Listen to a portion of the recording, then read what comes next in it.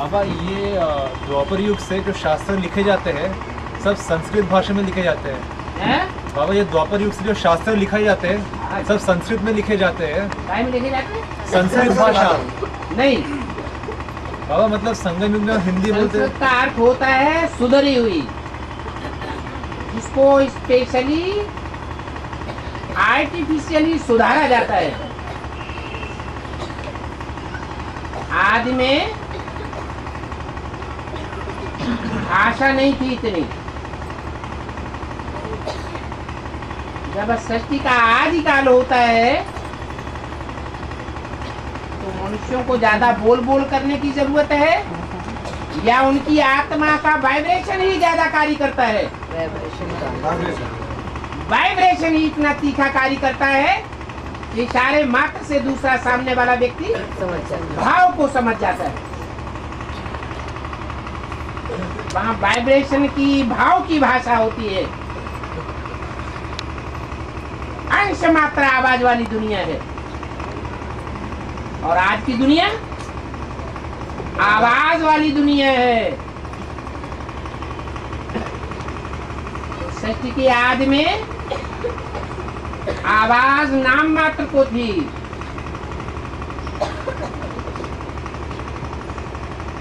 द्वापर के आदि में आवाज की दुनिया शुरू होती है।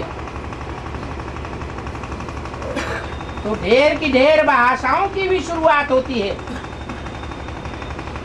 ये काम एकदम शुरू हो जाता है या धीरे धीरे शुरू होता होगा? धीरे धीरे होता है। पहले बोल बोल की भाषा नहीं थी।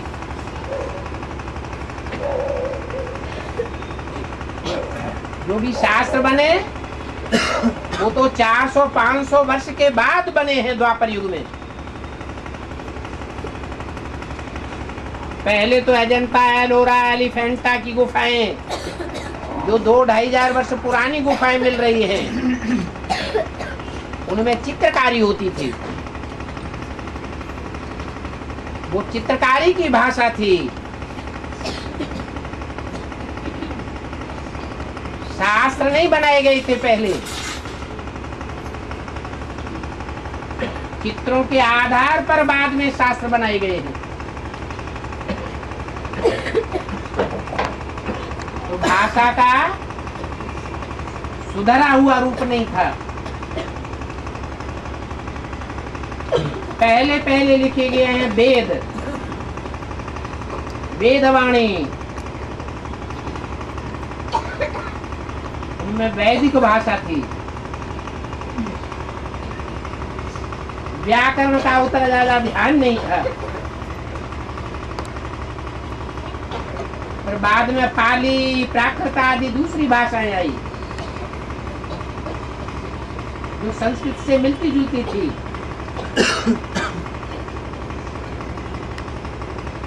जब ये शास्त्र बने हैं तभी पाणिनि आदि पंडितों ने आकर के उस भाषा को सुधारा है। सुधारवादी भाषा का ही नाम संस्कृत रख दिया गया है। और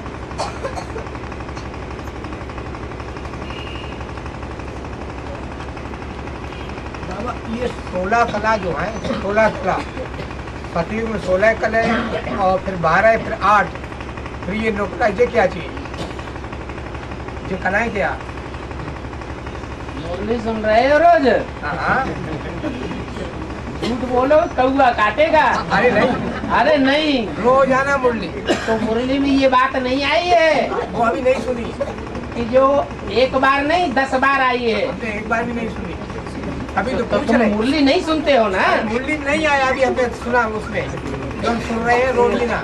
मुरली में ये बात 20 बार आ चुकी है। हाँ, कौन सी? क्लैरिफिकेशन में हाँ। कि जैसे चंद्रमा की कलाएं होती हैं, अरे पता है, तो ऐसे ही अभी बंद हो। ऐसे ही ये रोशनी है आत्मा की। हाँ, जैसे 2 कला कौन सी कम हो गई? फिर वही 2 कला कम। अरे जैसे एक शेर में 16 छटाक होती है, हाँ, वो तो ठीक है। 1 किलो में 8 कला के बाद 9 कला रह गई। तो नंबर है ये। मीजरमेंट है। ये मीजरमेंट जैसे जैसे घटता जाता है तो कहते हैं आत्मा की ज्योति की क्षीणता हो गई, आत्मा की शक्ति क्षीण हो गई। 8 कला के बाद कलयुग में बिल्कुल कला नहीं रही, वही शक्ति क्षीण हो गई। आत्मा में जो रोशनी है वो खत्म हो गई, जो सच्चाई को सोचने की शक्ति है वो क्षीण हो गई। सारी दुनिया झूठ के ऊपर चल पड़ी, उसको कहते हैं अंधकार की दुनिया। आत्मा की रोशनी बढ़ती है तो जैसे 16 कला तक बढ़ जाती है।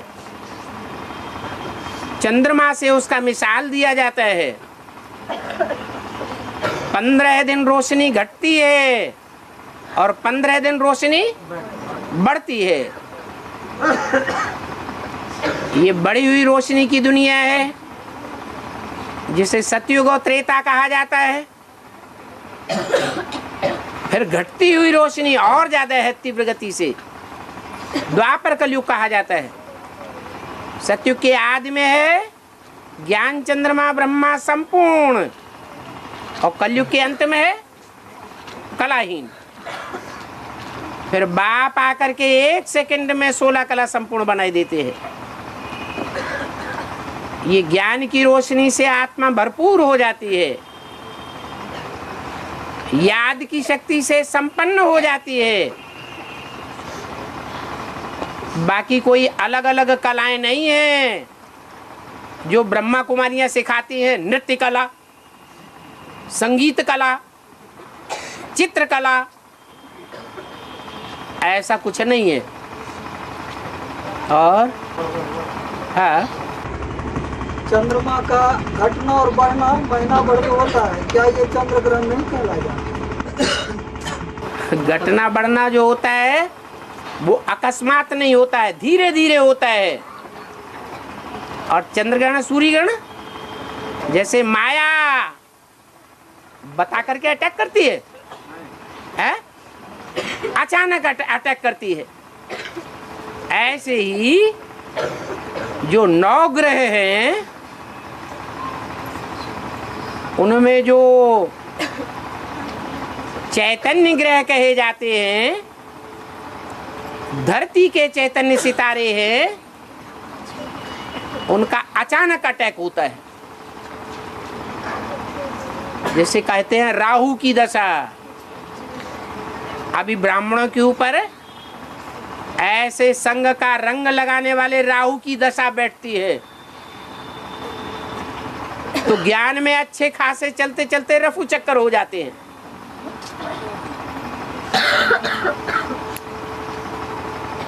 बाकी ऐसा नहीं है जैसे समझा जाता है। माया अचानक अटैक करती है, वही ग्रहण है। ग्रहण भी कभी अधूरा लगता है, कभी संपूर्ण लगता है, कभी चौथाई लगता है।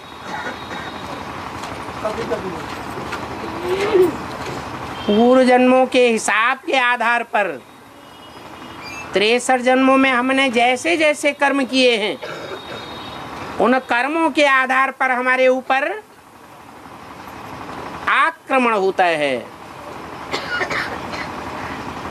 आक्रमण तभी होगा जब हमने कोई के ऊपर आक्रमण किया होगा।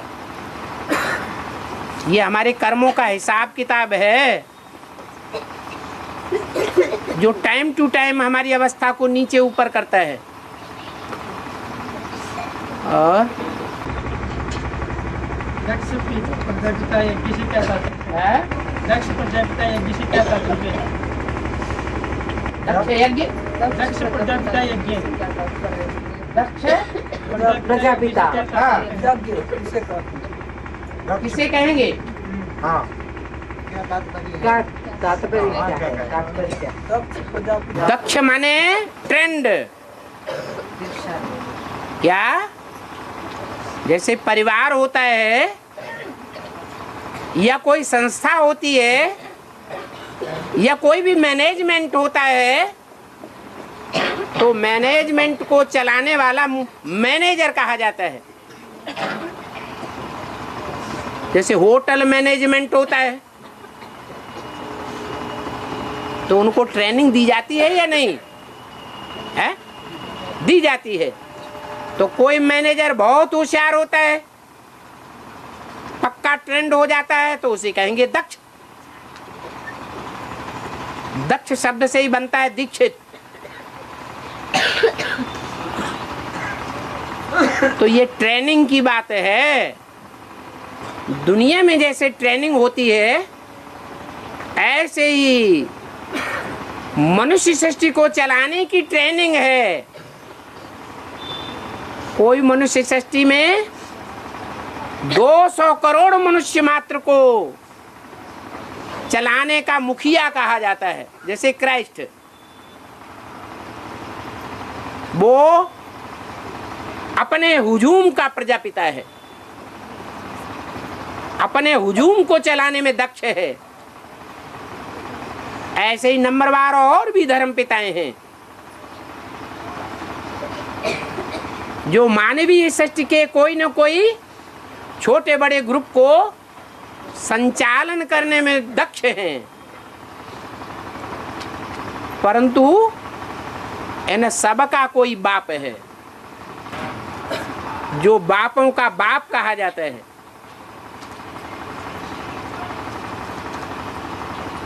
धर्म पिताओं का भी पिता है। हर धर्म में जिसकी मान्यता है वो 100% दक्ष है, ट्रेंड है।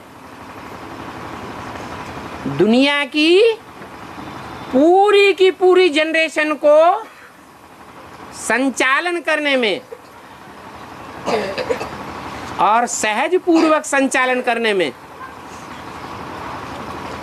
और खुशी खुशी संचालित करने में ट्रेंड साबित हो जाता है। उसको कहते हैं विश्व पिता। नहीं तो दुनिया में बड़े बड़े हुए जिन्होंने ये लक़ब लेना चाहा कि हम सारी दुनिया को कंट्रोल करेंगे। अलेक्जेंडर, मुसोलिनी, हिटलर, नेपोलियन, ये सब हिंसक हुए हैं। बाहुबल के आधार पर, हिंसा के आधार पर दुनिया के मनुष्य मात्र को कंट्रोल करने की इच्छा वाले हुए।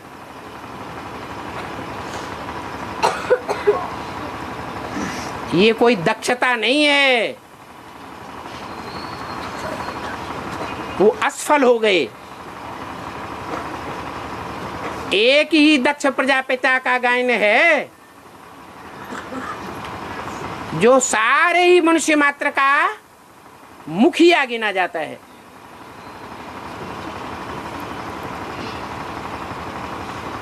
उसे शास्त्रों में दक्ष प्रजापति नाम दिया है। पिता पहले होता है या पति पहले होता है? पिता जन्मदाता पहले होता है। कंट्रोल करने वाले को, रक्षण करने वाले को पति कहा जाता है। विश्वपति बाद में बनता है। तो जो संपन्न स्टेज है उसका शास्त्रों में गायन है दक्ष प्रजापति। और पंचमुखी ब्रह्मा कहते हैं। हाँ जी। तो तीन तो हमारे सामने हैं। तीन तो सामने हैं। तीन सामने हैं? हाँ। कौन कौन है? राम, सीता, राम वाली आत्मा, हाँ। सीता वाली आत्मा, जगदम्बा वाली आत्मा। सीता वाली आत्मा तो शरीर मतलब साकार में है। हाँ, सीता वाली आत्मा ब्रह्मा है। सीता वाली आत्मा जो हमें ज्ञान का है, सीता वाली आत्मा हमारे मतलब साकार शरीर से है सन्मुख, लेकिन ब्रह्मा सृष्टि वाली आत्मा तो है नहीं, मतलब साकार से तो है नहीं। और यादगार जो है संपन्नता का बनता है, यादगार जो भी बनता है तो संपन्न स्टेज का, तो वो तो आत्माएं हैं, वो शरीरधारी तो है नहीं। तो पंचमुखी ब्रह्मा बनता है, आत्मा का बनता है। जो शरीर से जो कंचन काया बनाएगा उसी की संपन्न स्टेज बनती है। अच्छा, तो ब्रह्मा की संपन्नता की यादगार है। तो पंचमुखी ब्रह्मा तो दो मुख कौन से ब्रह्मा कहेंगे, 3 मुख तो हैं। वो एक समझने की बात है, कोई को 5 मुख होते नहीं है इकट्ठे, अगर हैं भी तो एक सामने मुखिया के रूप में दिखाया जाएगा और बाकी दूसरे कोई राइटियस और कोई लेफ्टिस्ट और कोई एकदम पीछे बैक साइड में। तो जैसा जिसका पार्ट है उसी रूप में चित्रित किया जाता है। ब्रह्मा सृष्टि वाली आत्मा पंचमुखी में शामिल की जाएंगी। हाँ जी, ब्रह्मा सृष्टि वाली जो शरीर छोड़ चुकी हैं, हाँ, वो शामिल की जाएंगी पंचमुखी में। उन्होंने ब्राह्मण सृष्टि की स्थापना का कार्य में सहयोग प्रैक्टिकल में नहीं दिया कि नहीं दिया सहयोग, तो मानना पड़ेगा ब्राह्मणों का बाप। ये बात जो है चर्चा काफी चली थी, तो इसी हिसाब से बताया था, लेकिन वो बात वहाँ पर जो है कट कर दी गई थी कंपनी में कि वो तो आत्मा है ही नहीं थे शरीर से, शरीर से नहीं है तो क्या हुआ, लेकिन वो ब्रह्मा के रूप में तो गायन होंगी। ब्रह्मा अधूरा है या संपूर्ण है? अधूरे स्वरूप में गायन तो होगा। हाँ, तो गायन है, पंचमुखी ब्रह्मा का भी गायन है, चतुरानन का भी गायन है, और बोलो बोलो। बाबा है 12 नियम 108। तो अभी अष्टदेव जो बताए जाते हैं, तो उसमें अष्टदेव में एक सूर्यवंशी हो गया है। अष्टदेव में जो 8 देव हैं, उनमें तो एक सूर्यवंशी है। एक ही है सूर्यवंशी। तुम्हें एक ही सूर्यवंशी दिखाई दिया। बाबा बताते ये दूसरा जो है योगी है, वो तो सूर्यवंशी पक्का बीज जो है सूर्य का है। दूसरा जो है वो चंद्रवंश, मतलब वो 8 जो है वो अलग अलग उनके हो जाएंगे, फिर से एक इस्लाम वंश निकलेगा। ये बताओ कि वो 84 जन्मों में ज्यादा से ज्यादा जन्मों तक इस्लामी बौद्धि का पार्ट बजाते हैं या सूर्यवंश का ही पार्ट बजाते हैं? 8। तो जो पक्के सूर्यवंशी होंगे वे तो हर जन्म में मतलब हर जन्म में सूर्य के साथ ही होंगे, वो इस्लाम वंश में जाएंगे नहीं। ये कहा कि 84 जन्मों में से जन्म जन्मांतर के साथी सूर्य के कौन हैं और कितने? 12 हुए। 12 हैं जन्म जन्मांतर के। शूटिंग पीरियड में देख रहे हो, शूटिंग पीरियड में तुम्हें साथी दिखाई पड़ रहे हैं। साथी हैं कि विरोधी हैं?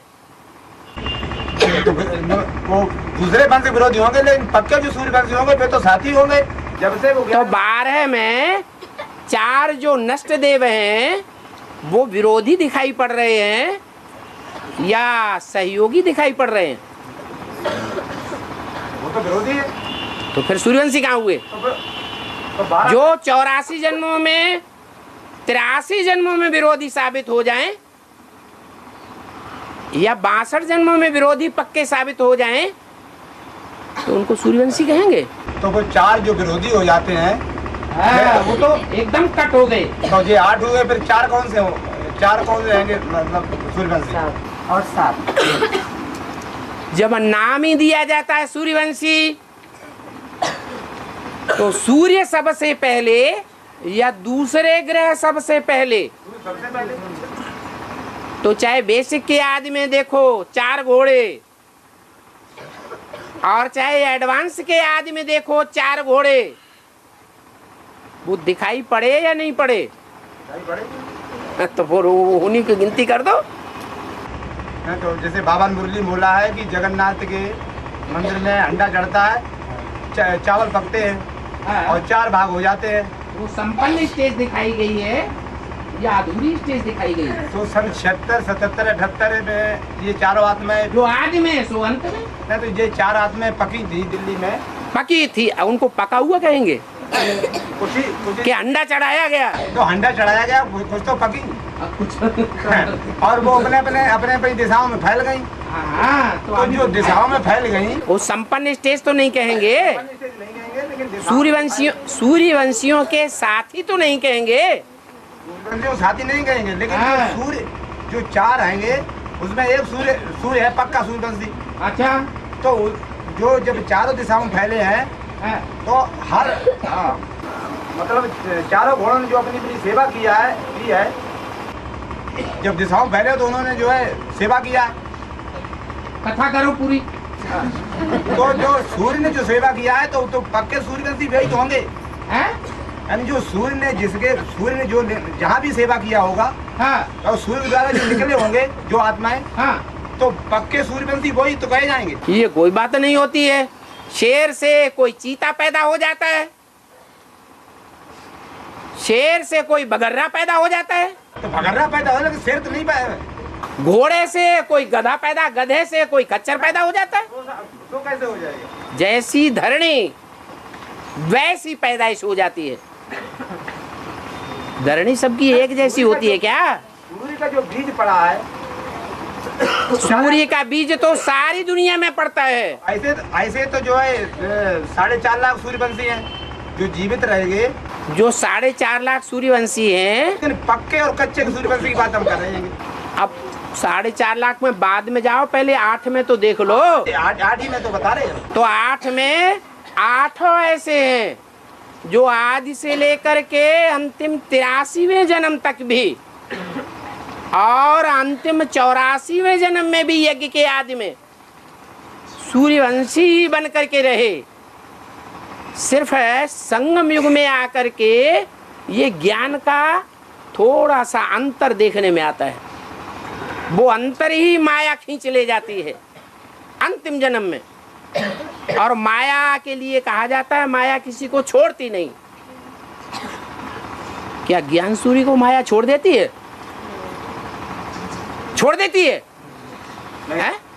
उसको भी नहीं छोड़ती। तो 8 जो है वो आदि से लेकर के अंत तक सूर्य के साथी ही कहेंगे, सूर्यवंशी ही कहेंगे। थोड़ा सा जो अंतर आता है वो ही सृष्टि में गड़बड़ी पैदा करता है। कोई अव्वल नंबर है, कोई 8वें नंबर पर है। बाकी ऐसे नहीं कहेंगे कि 8 में एक ही सूर्यवंशी है, 7 सूर्यवंशी नहीं है। तो सूर्यवंशी है तो सूर्यवंशी, लेकिन वो तो उनके वो चंद्रवंश का बीज हो जाता है, फिर इस्लाम वंश का बीज हो जाता है। अरे वो तो तब हो जाते हैं जब 84वें जन्म की शूटिंग में जाते हैं, या पहले ही हो जाते हैं? पहले क्या हो जाए? हाँ, तो फिर उनकी संपन्नता को देखना है या उनके अधूरेपन को देखना है? संपन्नता को देखेंगे तो संपन्न बनेंगे, उनके भी अधूरेपन को देखेंगे तो नास्तिक धर्म में गिरेंगे।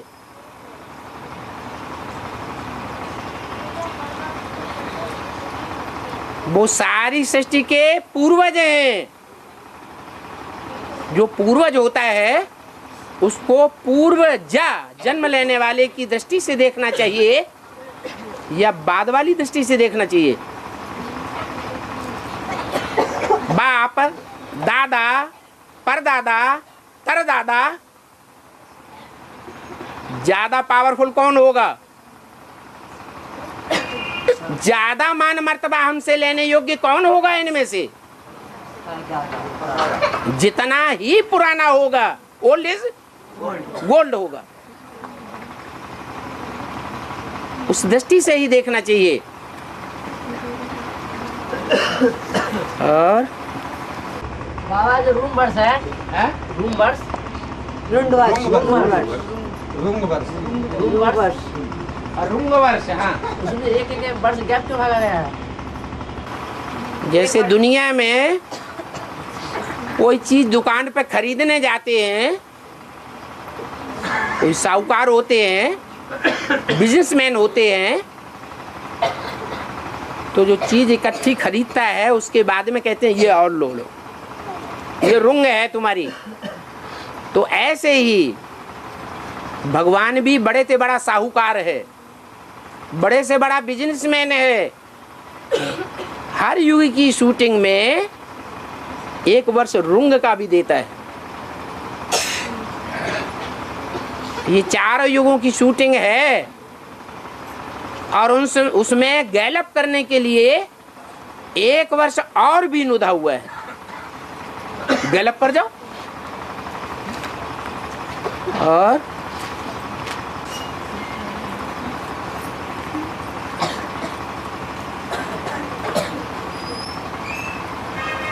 वो प्रश्न बार बार आ जाता है बच्चों के द्वारा, बाबा शंकर के गले में सांप क्यों दिखाते हैं? कहते ना गले पड़ गया। क्या क्या कहते हैं? गले पड़ गया।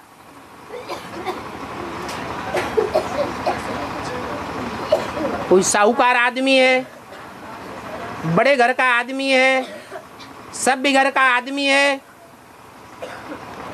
और किसी छोटे घर की स्वभाव संस्कार से खराब परिवार की कन्या के साथ सगाई हो गई, शादी हो गई। अब वो सारा जीवन रोता है, गले पड़ गई। तो ऐसे ही शिव बाबा भी बोलते हैं, मिले न फूल तो क्या करें। ये रुद्रमाला के जितने भी हैं, लूले लंगड़े काने कुब्जे कोड़ी, कोड़ी भी हैं, उनको अपाहिज कहा जाता है, अष्टावक्र जैसे हैं। अब उनसे दोस्ती कर ली तो दोस्ती निभाना चाहिए या नहीं निभाना चाहिए? दुनिया वाले तो संबंध जोड़ लेते हैं लेकिन तोड़ भी देते हैं, अवसरवादी होते हैं। भगवान तो अवसरवादी नहीं होता है, आदि से लेकर के अंत तक निभाने वाला है, और निभाने के आधार पर ही भगवान के पार्ट को भगवान का पार्ट मिलता है। नहीं तो नियम क्या है? 1 बार माफ, 2 बार माफ, तीसरी बार माफ नहीं होना चाहिए। लेकिन यहाँ तो 70-71 साल होने जा रहे हैं। और तो गले पड़ गई का मतलब ये सब सांप हैं। कोई गले में पड़े हुए हैं, कोई कमर में पड़े हुए हैं, काम विकार की औलाद हैं, कोई गले में पड़े मोह विकार की औलाद हैं, कोई दाईं भुजा, कोई बाईं भुजा, क्रोध,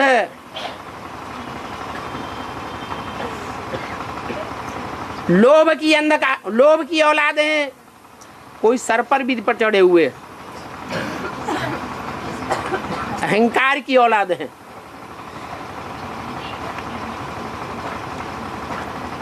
उनको किसी को झटकारते नहीं है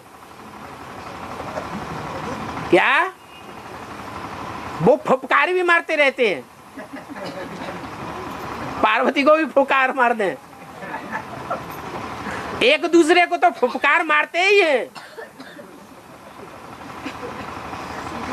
तो भी उनको त्यागते नहीं हैं। प्रेम जलाते है? प्रेम जलाते। हाँ जी। तो जिसने भी प्रश्न किया हो वो सोचे मैं गले पड़ी हुई हूँ या नहीं हूँ, कि छोड़ के भाग जाने वाली हूँ हमेशा के लिए। और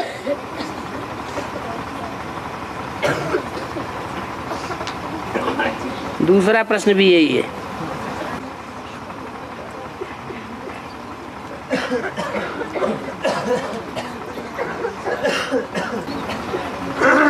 उन्होंने पूछा है ज्ञान को जो वैल्यू देंगे वो जन्म जन्मांतर सुखी रहेंगे क्या? नहीं तो वैल्यू देना माना क्या? ज्ञान को वैल्यू देना माना श्रीमत की कदर करना।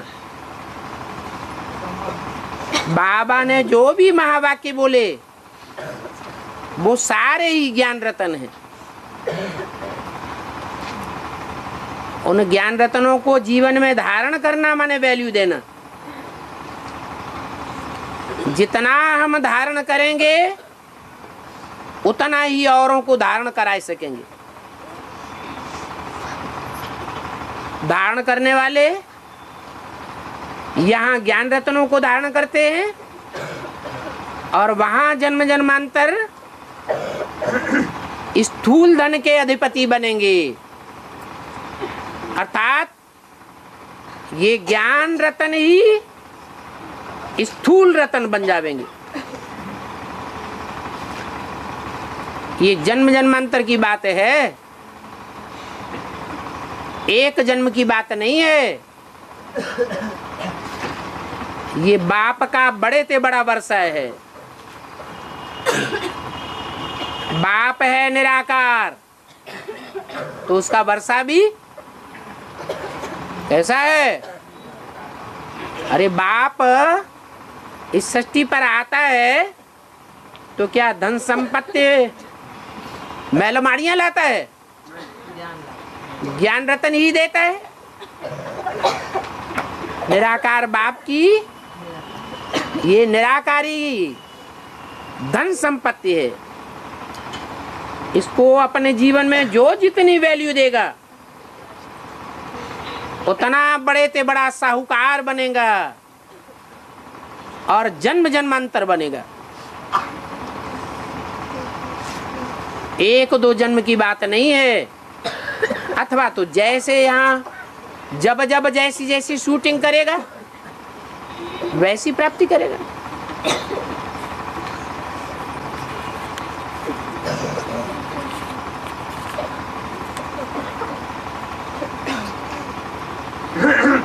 और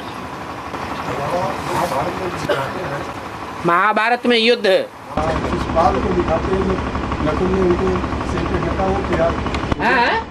नकुल शिशुपाल का पूजन किया तो शिशुपाल वहाँ उनको ग्राही करता है। इसका ढेर नकुल ने किसको पूजन किया? है? कृष्ण का पूजन किया। हाँ, शिशुपाल लौटता और गलानी करता वहाँ। कौन? शिशुपाल लौटता और ग्लानि करता। हाँ, इसका ढेर किया। कृष्ण का पूजन किसने किया? हाँ, तो शिशुपाल ग्लानि करता है।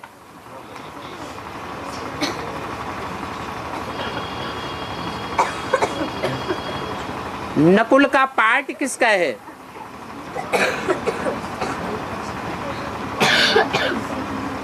नकुल पार्टधारी कौन है? उनके कोई गुण धर्म है या नहीं है? है? हाँ, नकुल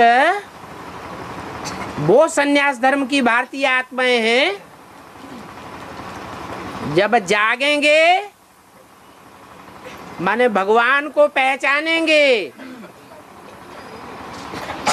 तो भगवान की पूजा करेंगे, मान्यता देंगे या ठुकराएंगे? मान्यता देंगे। मुरली में बोला है ये बड़े बड़े सन्यासी जब निकलेंगे तो तुम बच्चों की विजय हो जाएगी।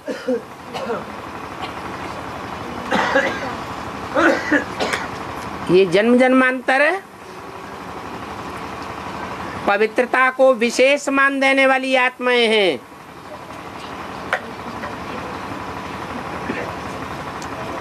वो एवर प्योर बाप के पार्ट को जब पहचानती हैं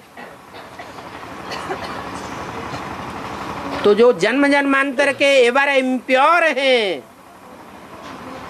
उनको अच्छा नहीं लगता है। वो हैं शिशुपाल, अर्थात ज्ञान में चलने वाले जो छोटे छोटे मंद बुद्धि बच्चे हैं, बच्चा बुद्धि, उनकी पालना करने वाले हैं।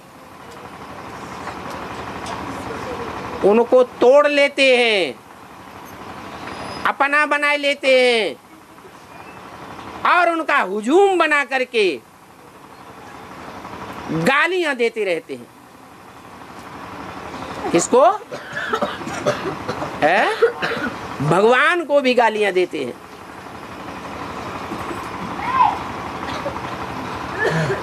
अभी दे रहे हैं प्रैक्टिकल में।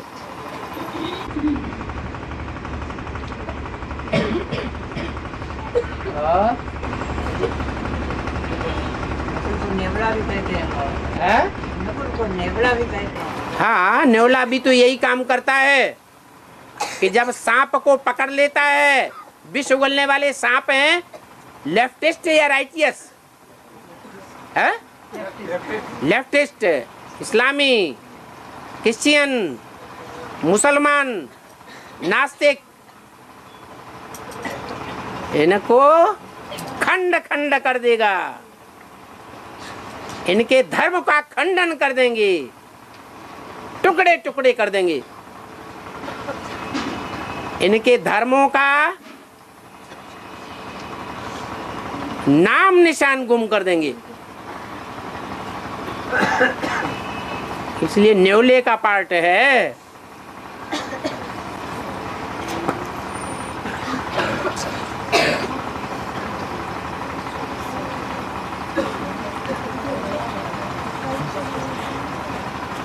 बाबा सत्यम शिवम सुंदरम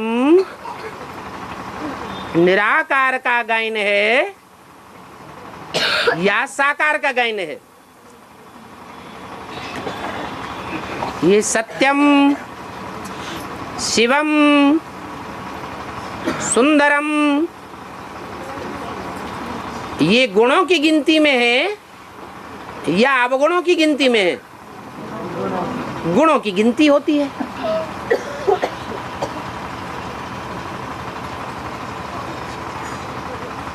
तथाकथित ब्रह्मा कुमारों ने 32 गुणों वाला भगवान का चित्र बनाया है।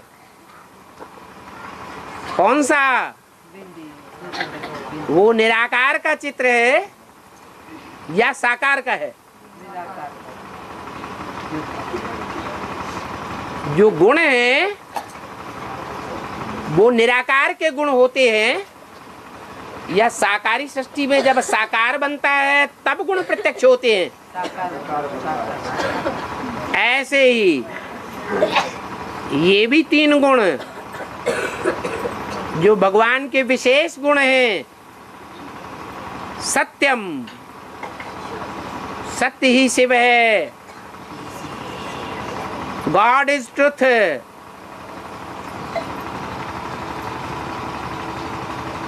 और आत्माएं ऐसा सच्चा पार्ट नहीं बजाती हैं साकार शरीर के द्वारा, सब झूठे साबित हो जाते हैं। दुनिया में एक ही सदगुरु साबित होता है और बाकी गुरु झूठे साबित हो जाते हैं। ये सभी साबुती करने में सिख धर्म बड़ा सहयोगी बनता है। इसलिए एक ही सिख धर्म में ये गायन चलता है, क्या? एक सदगुरु निराकार और बाकी गुरु, एक सदगुरु निराकार सच्चा और बाकी सब गुरु हो गए झूठे। शिवम कल्याणकारी। कैसा कल्याणकारी? जो बोलेगा और जिसके लिए भी बोलेगा और जिस समय में भी बोलेगा, वो बात अंत में जाकर के कल्याणकारी ही साबित होगी। वो कल्याणकारी साबित नहीं हो सकता।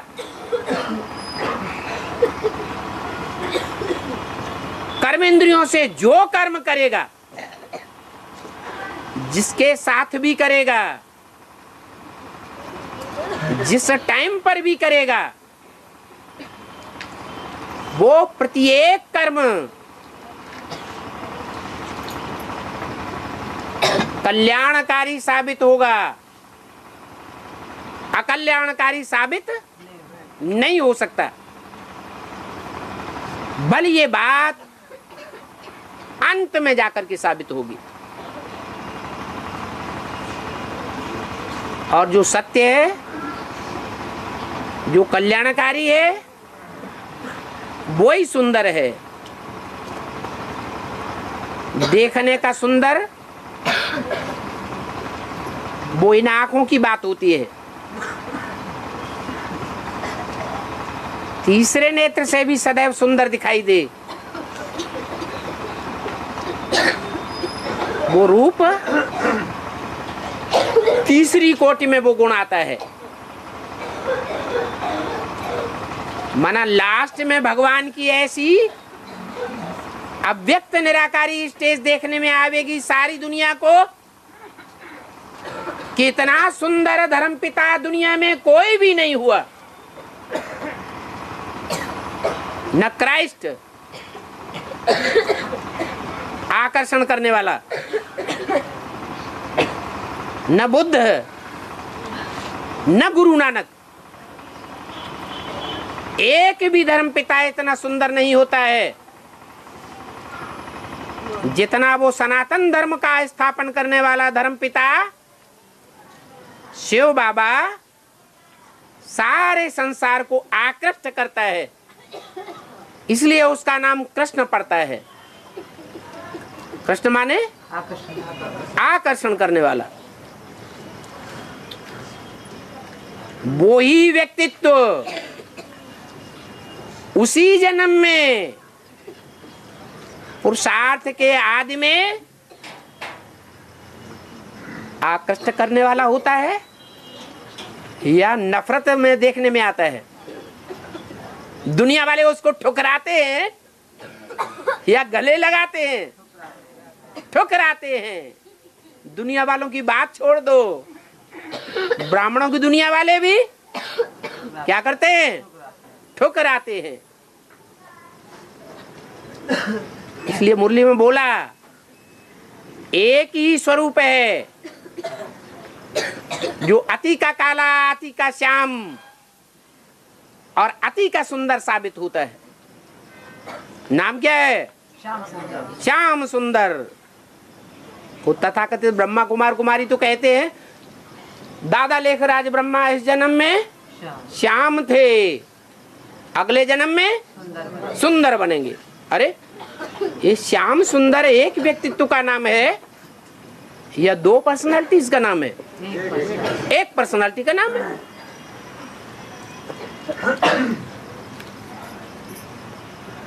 और हाँ, रामायण में लक्ष्मण को जब शक्ति लगती है तो राम रोते हुए दिखाए जाते हैं। राम रोते हुए दिखाए जाते हैं। रोते हुए दिखाए गए हैं? हैं? हैं? हैं? तो भगवान है रोत का भगवान ने तो रोए का बड़ा जैसे कर्म करेगा तो बड़ों को देख। अगर कोई पे आपत्ति आ गई, कोई मरणासन्न होने जा रहा है, तो जो अजीज है वो खूब हंसने लगे सबके सामने, घी पूड़ी बांटने लगे, लोगों को खुशी दर्शित करने लगे, तो दुनिया भी क्या करेगी? है वो ही करेगी। इसका मतलब ये हुआ कि हमको ऐसा कोई कर्म नहीं करना है जिससे दुनिया को दुख हो जाए। दूसरों के सुख में सुखी होना चाहिए और दूसरों के दुख में दुखी भी होना चाहिए, भले दिखावे के लिए। इतना ज्ञानी बन करके दिखाने की जरूरत नहीं है।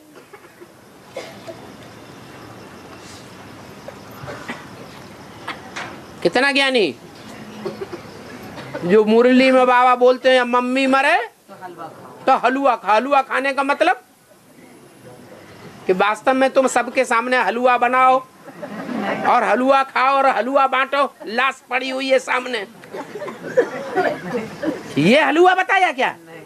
बेहद का बाप बेहद के बच्चों के सामने बेहद की बातें करते हैं। आत्मिक स्थिति की ऐसी शक्तिशाली स्टेज हो जैसे हलवा में शक्ति होती है कि जो रोने वाली आत्माएं हैं वो भी शांत होने लगे। ऐसी याद की स्टेज में टिक जाना चाहिए।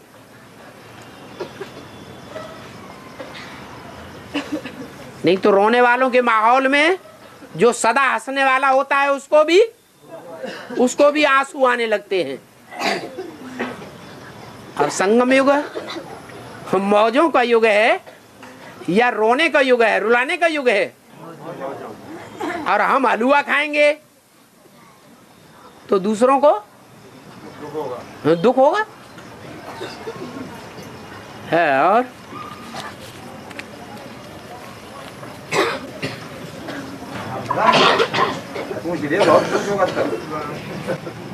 पूंछ बड़ी होगी तो पूछेंगे नहीं है? रावण के सिर बहुत हो, ढेर के ढेर निकलेंगे या नहीं निकलेंगे? तो निकलेंगे।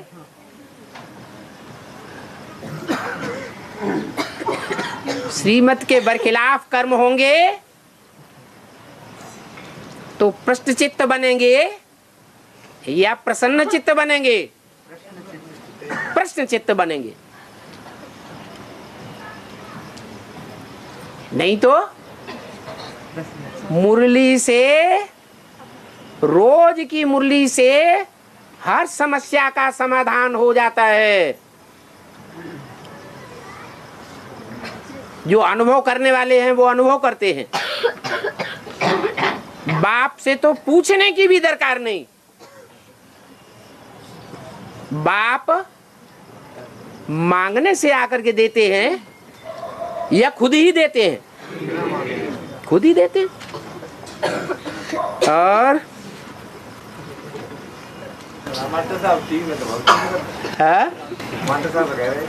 हाँ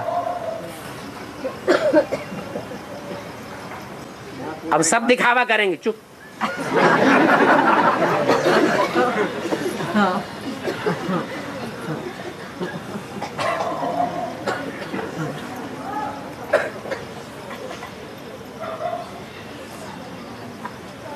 हाँ जी बाबा। हाँ हिंदी भाषा और अंग्रेजी भाषा, हाँ हिंदी में जैसा लिखा जाता है वैसा ही बोला जाता है। हाँ लेकिन अंग्रेजी वैसा नहीं है। हाँ।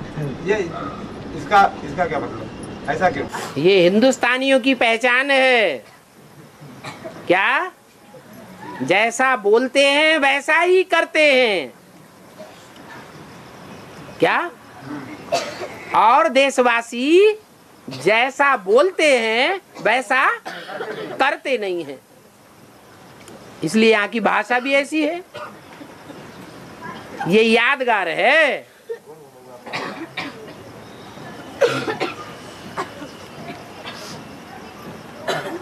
प्रश्न आया है, रावण यमराज को भी पराजित कर देता है।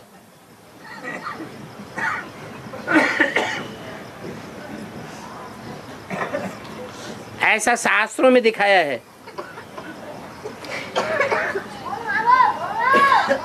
क्या यमराज कौन है?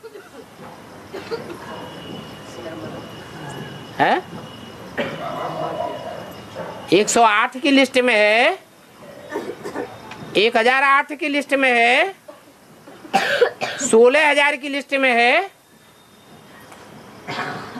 1,00,000 शालिग्रामों की लिस्ट में है,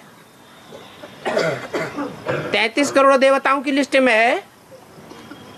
अरे वो कौन सी लिस्ट में है? अरे हैं? 8 बता रहे तो बताए रहे तो झूठ बताए रहे, सच बताए रहे हैं? 108 की लिस्ट में है। इधर बता रहे 108 की में 100 की लिस्ट में है।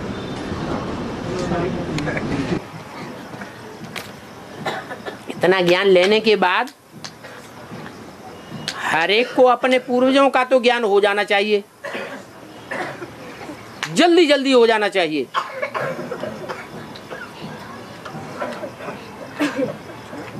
अष्ट देवताओं की लिस्ट में धर्मराज भी आ जाता है। क्या? कौन? धर्मराज। ब्राह्मणों की दुनिया में धर्मराज कौन है? जिंदा है? मूर्ति बनेगी? भारत में तो अष्टदेवों की मूर्तियां बनती हैं, मंदिर भी बनते हैं, और दक्षिण भारत में उनकी पूजा भी होती है, पूजन भी होता है। पूजन का आधार क्या है? प्योरिटी ऐसी धारण की है।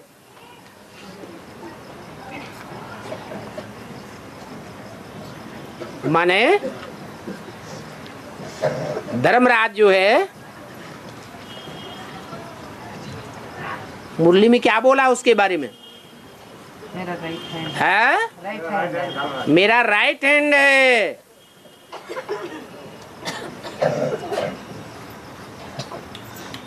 क्या?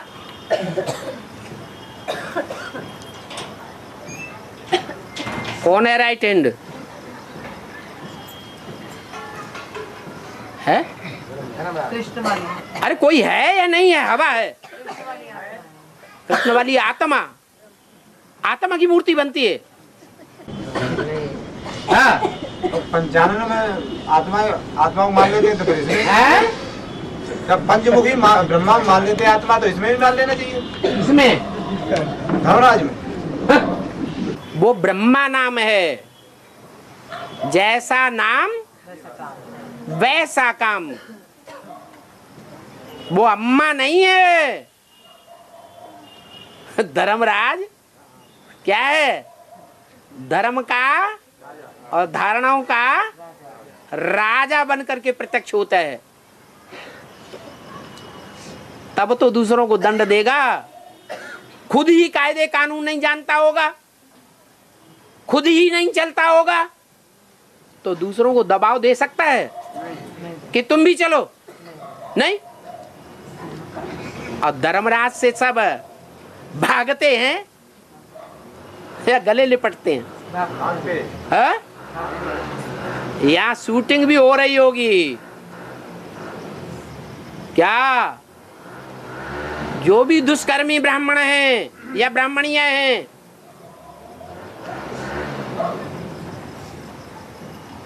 वो नाम से ही दूर भागेंगे,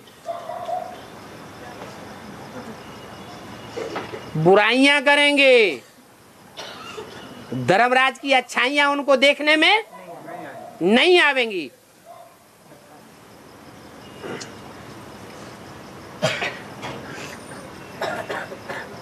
बाप कहते हैं मेरे तो गले लटक जाते हैं। क्या दूसरे धर्मों के भी हो, दूसरे धर्मों में कन्वर्ट होने वाले भी हो, दूसरे धर्मों की राजाई स्थापन करने वाले भी हो, तो भी वो मेरे गले लपट जाते हैं और धर्मराज से भागते।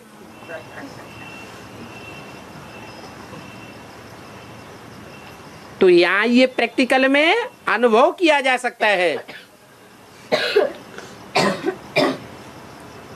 कोई प्रैक्टिकल में ऐसा पार्ट बजाने वाली आत्मा है 8 मणकों के अंदर ही है।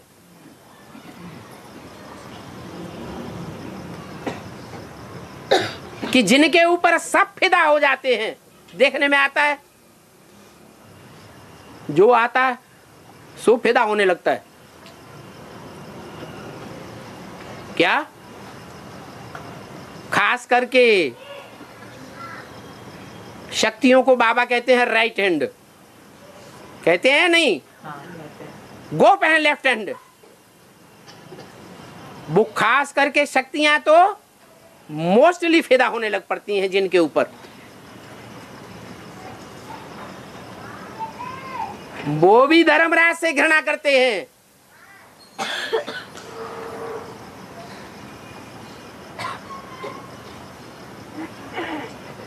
और भगवान उसको राइट हैंड बनाता है।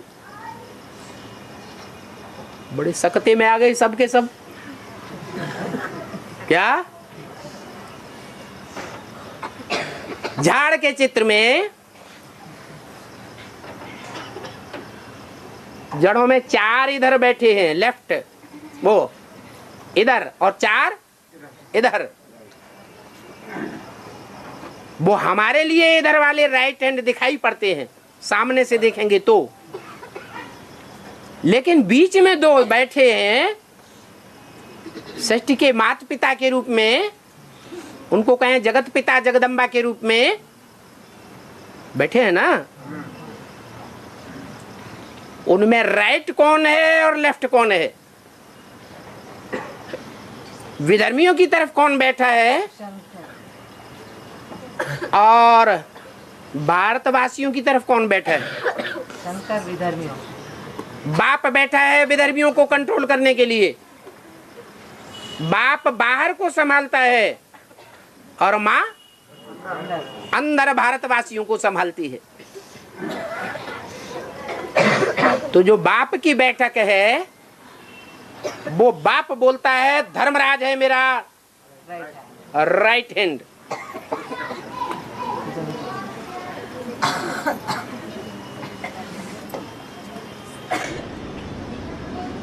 बाबा उन्होंने तो माँ बाप को तो गायब भी कर दिया। उसमें तो नए चित्रों में तो 3 बैठे हुए दिखाते साइड में इधर उधर। नए जो चित्र बनाए आप प्रसंगांतर क्यों कर रहे हैं? जिनकी बात चल रही है वो कहो ना। प्रसंगांतर करेंगे तो लंबा लंबा चौड़ा चौड़ा होता जाएगा। बात हो रही है धर्मराज की। उन 8 में से जो 8 बीज रूप आत्माएं हैं, उन 8 में से एक कौन सी है? क्योंकि भगवान बाप को तो सब पसंद करते हैं। करते हैं या नहीं करते हैं? और भगवान बाप का जो दूसरा मण का सहयोगी है उसको भगवान बाप पसंद करता है।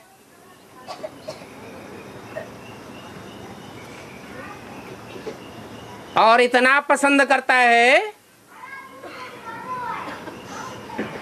इतनी मान्यता देता है जितनी 3 देवियों को 3 देवताओं ने भी मान्यता नहीं दी। क्या?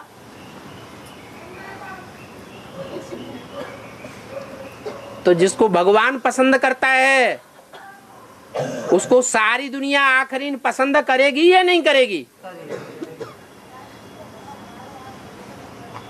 उसका नाम दे दिया परदादी।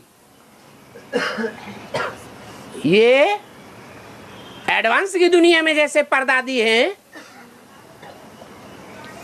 लास्ट में सब उनको मानेंगे। अब ये अज्ञानता के कारण न भी माने, क्योंकि और धर्म में कन्वर्ट होने वाली आत्माएं भी हैं, उनसे प्रभावित होंगी, लास्ट में तो मानेंगे ही। ऐसे ही बेसिक ब्राह्मणों की दुनिया में भी परदादी है।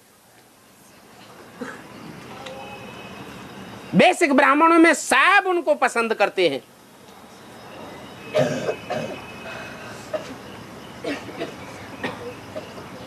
कौन है?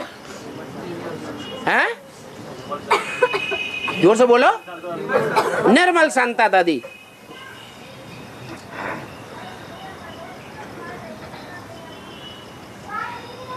तो वो तो हो नहीं सकता। धर्मराज का पार्ट, फिर सूर्यवंश का हेड भगवान स्वयं, भगवान का मर्तबा पा जाता है। होता तो नहीं है भगवान, लेकिन मर्तबा तो पा जाता है। और चंद्रवंश में जो शांत चित्त की प्योरिटी है, वो परदादी पाई लेती है रुद्रमाला में। फिर आगे नंबर किसका आता है? जिसकी निशानी झाड़ में दिखाई गई है। बताओ कौन सी निशानी है? निशानी क्या है? पहचान बताओ। है? हाँ, सभी धर्म पिताएं सामने बैठे हुए हैं।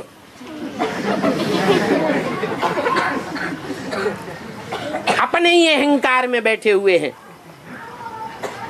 और एक ही धर्म पिता है जो भारत की ओर मुंह करके बैठा हुआ है,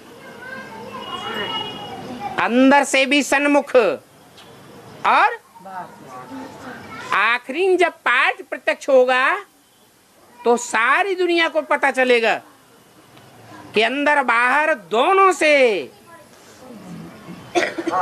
सन्मुख होकर के रहता है। ऐसे सन्मुख रहने वाली आत्मा को ही बाप राइट हैंड बनाता है, धर्मराज।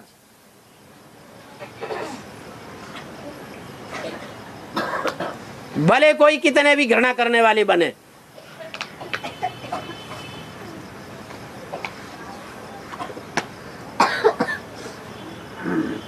तो प्रैक्टिकल हैंड है धर्मराज कृष्ण वाली आत्मा का अष्ट देवों में। वो बीज रूप आत्मा है। मिलिट्री कौन से धर्म की बहुत खूंखार और कायदे कानून पर सख्त चलने वाली होती है? इस्लाम। इस्लाम उनकी कुरान में जो नीति नियम कानून है वो मिलिट्री शासन के नीति नियम कानून है। कड़क होकर के धर्म के सिद्धांतों पर चलना पड़ता है। करो या मरो।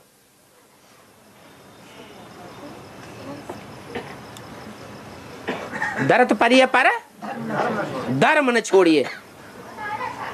इसलिए बाबा ने भी बोला, पहले कौन मरेंगे? ये इस्लामी मरेंगे।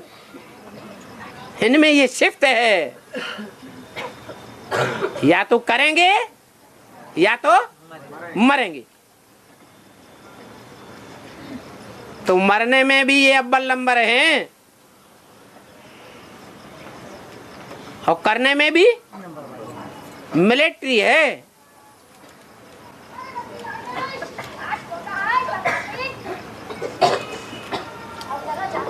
लेकिन वो अष्ट देवताओं में से एक है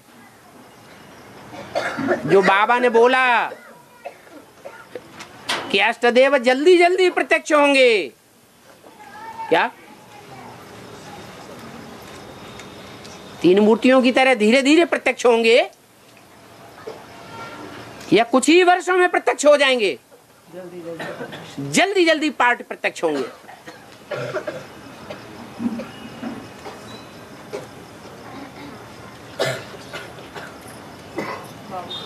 सवाल किसका था?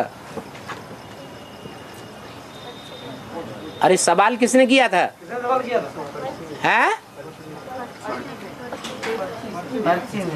हाँ, यमराज पर्चे ने सवाल किया था। बताएगा नहीं?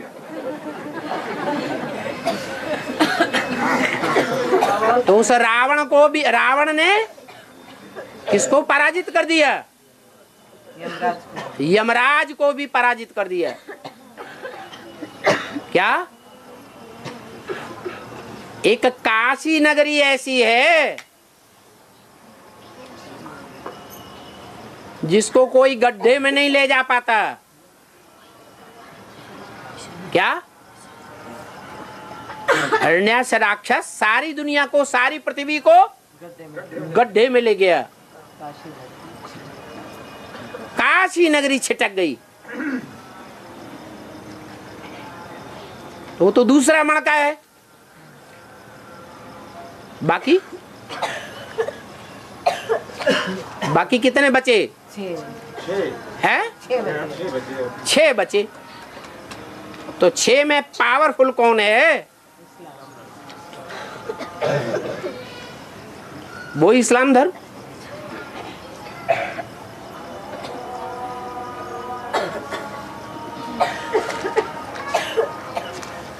हाँ, और इतना पावरफुल नहीं है जो रावण उसको जीत न सके। रावण भी उसको,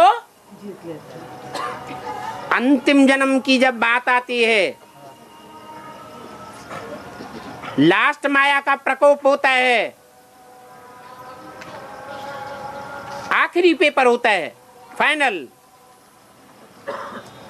तो उस मणके को माया रावण क्या कर देता है? हाँ, पराजित कर देता है। बल पराजित कर देता है, परंतु उसके साथ है कौन? है? बाप जिसके साथ है उसका बाल बाका भी नहीं होगा।